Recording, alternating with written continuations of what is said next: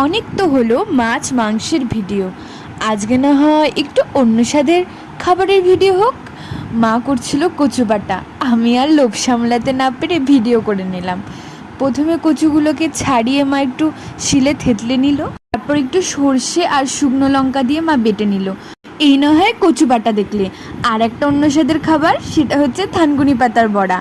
মা ওই একই শিলে কিছুটা আতপ চাল বেটে থানকুনি পাতাগুলো দিয়ে একটু নুন, পোস্ত, হলুদ আর সর্ষের তেল দিয়ে মেখে কড়াইতে গরম গরম ভেজে নিল। আর সাথে ছিল আলু সেদ্ধ, আর গরম ভাতে আলু সেদ্ধ, আহা! আর সাথে কচু বাটা, করকরে থানকুনি পাতার বড়া। আমি প্রথম গ্রাসটা কচু বাটা দিয়ে মেখে মুখে নিলাম, খেতে দারুণ হয়েছিল।